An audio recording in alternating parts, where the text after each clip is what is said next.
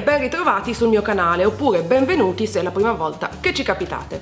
Puntuale anche questo mese ritorna l'appuntamento con i miei prodotti preferiti e come un bel panino sarà farcito di tutto ciò che ho amato nel corso di febbraio. Perciò se voi siete pronti io direi di cominciare! Come sempre iniziamo dalla cura della pelle. Il primo prodotto che ho amato a febbraio è questo, ovvero gli Anti-Aging Expert Eye Patches Extreme Look della Rexaline. Che cos'è? Una maschera per il contorno occhi. Se vi ricordate, nei miei preferiti di gennaio avevo inserito la crema per il contorno occhi della stessa linea e mi è piaciuta talmente tanto che ho deciso di investire anche sulla sua controparte, quindi sulla maschera, per provare il trattamento completo. È un prodotto molto simile a quello della Bliss che avevo già inserito tra i miei preferiti mesi addietro, con la differenza che la Bliss è molto difficile da trovare in Italia, mentre la Rexaline la potete acquistare da Sephora sia negli store che online. All'interno della confezione si trovano 4 di questi blister con all'interno le porzioncine di tessuto e questo liquido che pigiando va a inzuppare il tessuto, dopodiché lo si applica sul contorno occhi, lo si lascia agire per un quarto d'ora, si rimuove il patch, si massaggia il prodotto che rimane sulla pelle e il gioco è fatto. Il secondo era già comparso nel mio haul dalla Florida perché appunto l'ho acquistato in America e si tratta di questa maschera della Fresh, la Umbrian Clay Mattifying Mask, una maschera che va a purificare, rimuovere l'eccesso di olio dalla pelle e appunto opacizzare. È una maschera all'argilla. Di norma trovo le maschere all'argilla troppo aggressive, cioè vanno a seccare la pelle. Questa invece è delicatissima, anche la consistenza è decisamente più fluida di una classica maschera all'argilla, il che significa che si stende facilmente, la si lascia agire per, mi sembra, 10 minuti, meno ancora, dai 3 ai 5 minuti, quindi pochissimo, e come dicevo va appunto a purificare la pelle e a opacizzarla senza però seccarla, quindi yeah! Ottima maschera. Il contro però è che non sono ancora riuscita a trovare un sito che venda la Fresh in Italia, per cui se capitate in Inghilterra o in America, o ancora meglio se voi conoscete un sito che la distribuisce, lasciatemelo nei commenti perché quando l'avrò finita so già che vorrò riacquistarla. Se volete provarla appunto purtroppo non contate su di me, per tutti gli altri prodotti invece come sempre troverete il link sul mio blog e l'indirizzo è nella info box qui sotto. Terzo prodotto per la cura della pelle è della Body Shop e si tratta di questo scrub al sale del marmorto. Ho terminato il mio scrub di riferimento che se mi seguite sapete essere quello di Laura Mercier, avevo bisogno di un nuovo scrub e da Body Shop ho notato questa nuova linea che in realtà non so se sia nuovissima, io non l'avevo mai vista prima, ed è quella Spa of the World. La confezione è molto più grande dei classici scrub della Body Shop e trovo che anche la qualità sia maggiore. Mi sembra di ricordare che infatti anche il prezzo è un po' più alto, ma ne vale decisamente la pena. Ottimo rapporto qualità-prezzo. All'interno si trova appunto questo scrub, ce n'è un bel po', con questi cristalli di sale del marmorto che vanno a esfoliare la pelle in modo molto efficace ma senza essere eccessivamente abrasivi. In più devono esserci all'interno degli oli, non lo so perché non ho letto gli ingredienti, perché in ogni caso vi dico che ci sono degli oli perché dopo aver risciacquato lo scrub la pelle risulta molto idratata anche dopo aver passato appunto il detergente per il corpo, e quindi è un prodotto davvero ottimo. Questi erano i miei 3 preferiti in campo di cura della pelle, adesso passiamo al trucco. 3 prodotti, 3 miei preferiti, 2 li avete già visti nel mio haul dalla Florida. Mi dispiace che molti siano già visti, ma ovviamente sto cercando di utilizzare quello che ho comprato senza continuare a comprarne di nuovi, cosa che mi riesce più o meno. Ma veniamo al primo prodotto. Eccolo qua, è della Hourglass e si tratta della palette Ambient Lighting Edit che contiene 3 blush e 3 illuminanti. Eccoli qua. La confezione, partiamo dalla confezione che trovo scicchettosissima e che mi piace davvero tanto, se ignorate tutte le ditate che ci ho lasciato sopra, ma perché la sto usando veramente un bel po'. Non mi piacciono tantissimo i fard perché li trovo un po' troppo delicati, un po' troppo leggeri per il mio gusto personale, perché se mi conoscete sapete che mi piacciono proprio le guanciotte, quelle anni 50, un po' alla Heidi. Questi sono molto delicati, molto più eleganti, proprio come la palette, molto più scicchetosi. In realtà a me piacciono molto di più gli illuminanti, ce ne sono 3, il primo è un po' meno in the face, il terzo è invece molto più luminoso e li sto utilizzando quotidianamente da quando l'ho acquistata, mi piace un sacco, ce l'ho anche in questo momento.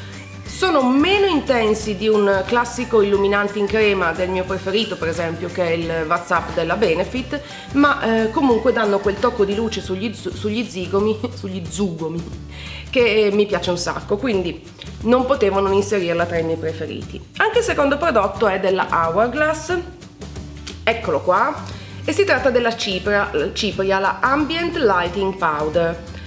Quello che mi piace di questa cipria è che non è opacizzante, il che potrà suonarvi un po' bizzarro, perché di norma invece ho sempre scelto delle ciprie che andavano a smorzare quello che è un po' la lucentezza classica della mia pelle. Ho scoperto però che questa cipria è spettacolare perché pur andando un po' a smorzare la lucentezza classica della pelle grassa, aggiunge un tocco di luce, quindi non dà quell'effetto un po' bidimensionale di una classica cipria opacizzante. Luminosissima, molto leggera, molto naturale. La sto utilizzando veramente un sacco, ce l'ho anche oggi, anche se probabilmente le luci mi sparaflashano e quindi non la vedete tantissimo.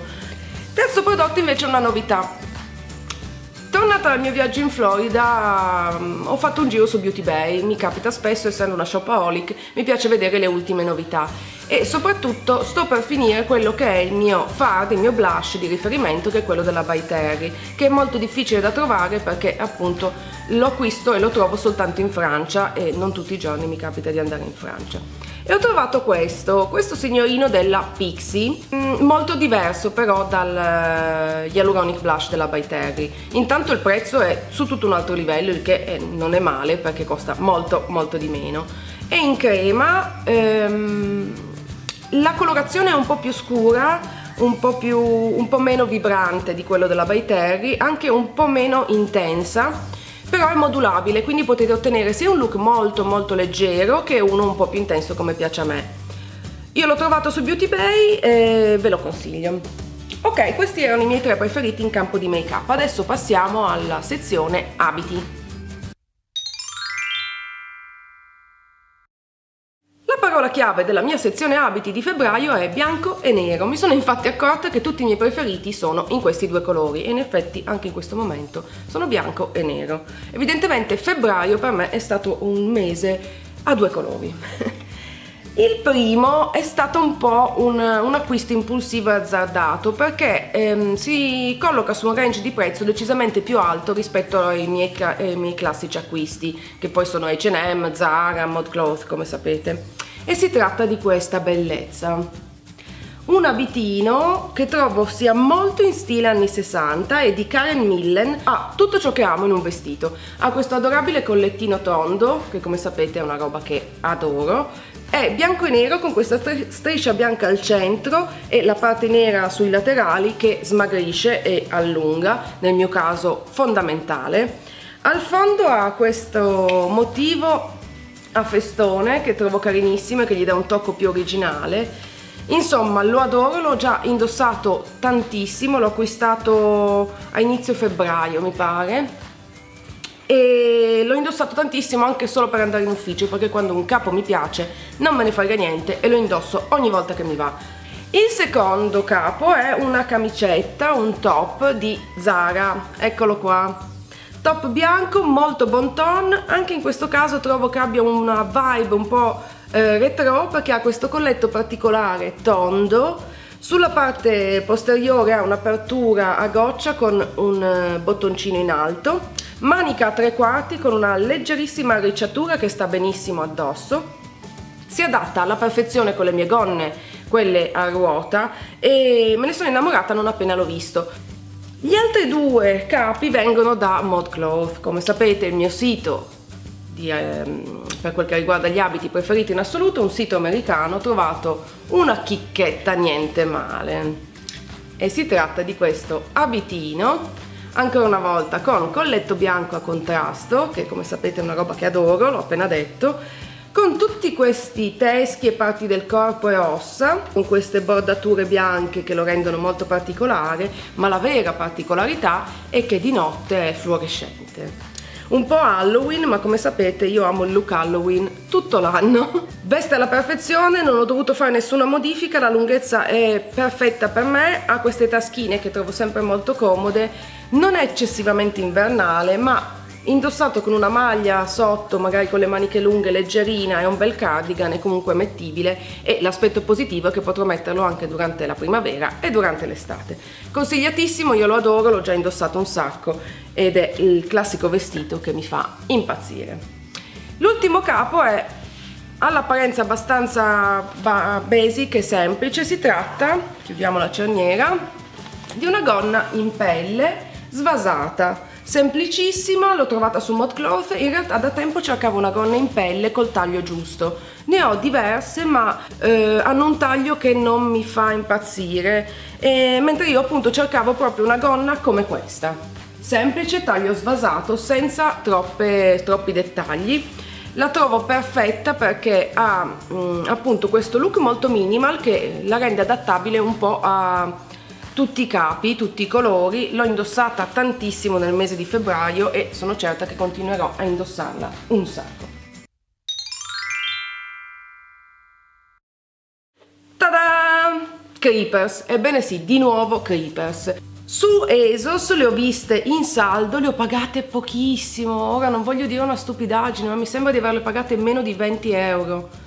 Ma non prendetelo per oro colato perché ho, come sapete, una pessima memoria. In ogni caso avevo già acquistato in saldo le mie precedenti Creepers che erano praticamente identiche ma tutte nere, e quando ho visto queste bianche e nere non ho saputo resistere perché appunto, come vi ho detto, febbraio è stato il mese del bianco e nero. Le trovo molto comode, molto carine, particolari. Mi piace indossarle sia coi jeans, sia coi leggings, sia con le gonne, coi vestiti, insomma un po' con tutto. Ci posso camminare a lungo dentro senza che mi si sfascino i piedi, insomma, le adoro. Prossima categoria invece sono gli accessori. I miei accessori preferiti di febbraio fanno parte della mia produzione personale. Se siete nuovi vi invito a visitare il mio blog perché ogni mercoledì pubblico le mie nuove creazioni. Realizzo infatti dei piccoli accessori ispirati a tutto ciò che mi piace o mi colpisce. Appunto ne ho creato una parure ispirata a San Valentino ma rivisitato secondo il mio gusto personale e il risultato lo trovo veramente carinissimo. Nella parure troviamo una collana con questo pendente lavorato in bronzo e all'interno questa immagine carinissima e poi la scritta Always in my heart applicata appunto a rilievo. Orecchini molto simili, sempre con pendenti lavorati, la stessa immagine, la stessa scritta a rilievo, e poi l'anello ovale ancora una volta in bronzo con soltanto l'immagine. Vi ricordo appunto che se volete saperne di più sulle mie piccole creazioni potete visitare il blog, andate a cercare appunto tutti i post dedicati agli accessori, ma soprattutto vi invito a visitare la mia pagina di Facebook, trovate il link nella info box qui sotto, perché nella sezione immagini, nella sezione foto troverete tutti gli accessori divisi per categorie se cliccate su album, e potrete quindi avere maggiori informazioni anche sulle dimensioni, sui materiali eccetera. E se poi qualcosa vi ispira contattatemi con un messaggio privato su Facebook oppure un'email, trovate la mia email sulla mia pagina di Facebook e vi darò tutte le informazioni necessarie anche per averli. Passiamo adesso alla sezione random dove c'è un prodottino particolare che vorrei mostrarvi. Il mio prodotto preferito nella sezione random di febbraio in realtà si trova qua dietro. La particolarità è che sono piccoli LED, veramente piccolissimi, montati su un filo di rame che potete piegare come volete, quindi potete attorcigliarlo, farne un gomitolo, allungarlo, metterlo in verticale, insomma un po' come volete. L'ho acquistato su Urban Outfitters online, non avevo mai acquistato niente perché non ero sicura dei tempi di consegna, invece ho trovato che il sito funziona benissimo, mi è arrivato in pochissimo tempo, mi sembra che siano disponibili in color rame e in colore argento, non mi chiedete il prezzo perché non me lo ricordo, comunque vanno a batteria, quindi non dovete preoccuparvi del fatto che la presa possa essere diversa, perché basta inserire 2 pile e il gioco è fatto. E questo era il mio prodotto random preferito di febbraio. Adesso passiamo ai libri che, come sapete, concludono i miei video dedicati ai prodotti preferiti.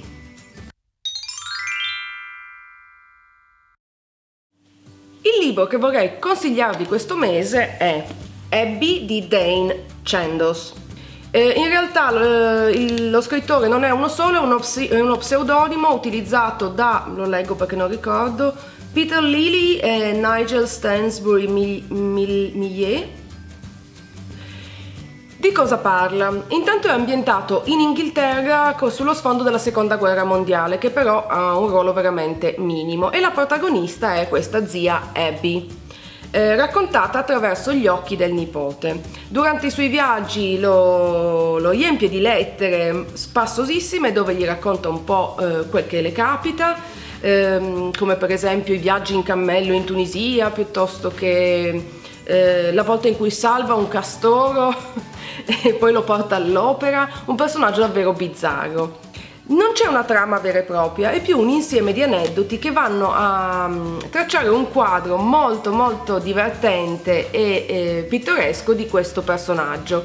La zia Abby infatti è una donna dell'alta società inglese con una vita molto piena, molto snob, ha sempre ragione, ma è allo stesso tempo un personaggio irresistibile, con i suoi capelli blu, il suo neo posticcio, sportivissima, appassionata di giardinaggio, un po' tirannica con la servitù, un personaggio davvero bizzarro. Io vi consiglio di leggerlo perché l'ho trovato davvero divertente, e se cercate un libro che vi diverta e vi appassioni, io vi consiglio veramente Abby di Dane Chandos. E questo era l'ultimo articolo dei miei prodotti preferiti di febbraio. Come sempre io spero che i miei suggerimenti vi siano utili per orientarvi nei vostri prossimi acquisti, spero di avervi dato magari qualche spunto in più. Se così è, come sempre vi invito a cliccare mi piace perché aiuta tantissimo, condividete il video, mettetelo tra i preferiti e ovviamente, se ancora non l'avete fatto, iscrivetevi al mio canale per non perdere nessuno dei prossimi video e dei prossimi progetti. Io per oggi vi saluto, vi mando un grandissimo bacio e noi come sempre ci vediamo alla prossima. Ciao! Come sempre io spero che le mie indicazioni